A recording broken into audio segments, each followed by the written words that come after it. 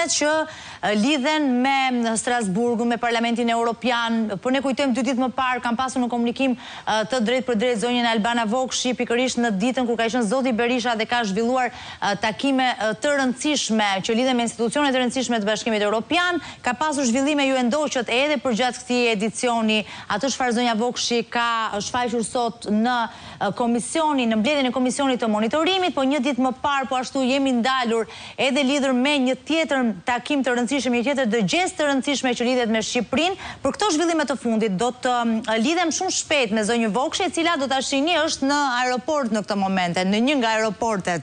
Përshëndetje, kënaqësi.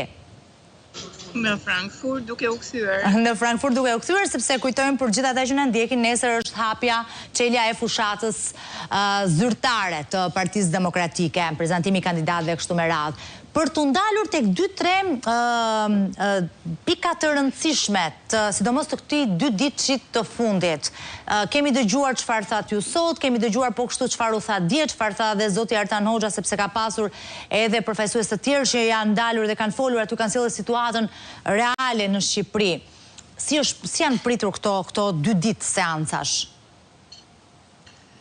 Armel, sikur se të gjithë po e shohin kudo, në Bruksel, në Strasburg, në të gjithë Evropën po flitet për Shqipërinë.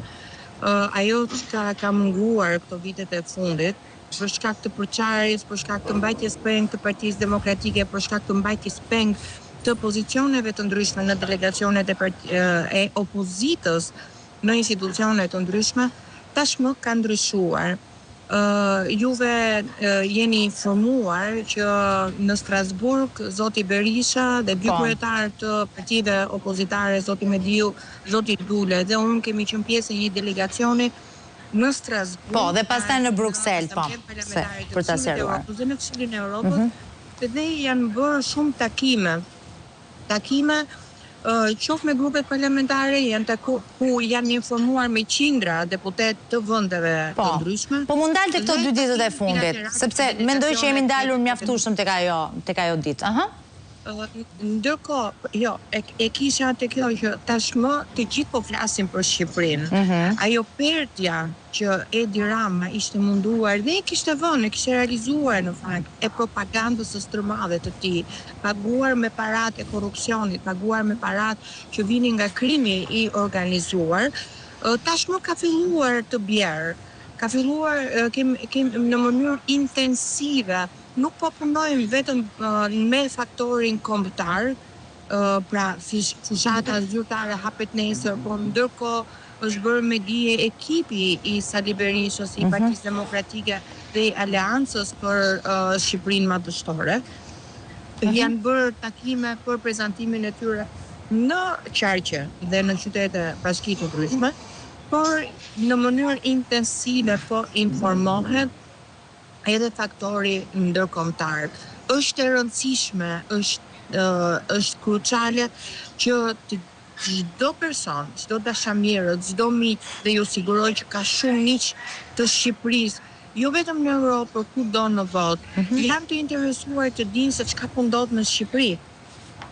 Është përgatitur ekipi i misionit të monitorimit të zgjedhjeve nga Këshilli i Evropës për zgjedhjet e 11 majit në Shqipëri, të cilët janë të partive të ndryshme, pra nuk janë vetëm të forcave të qendrës apo forcave të partive të djatha, po të gjithë spektrit politik.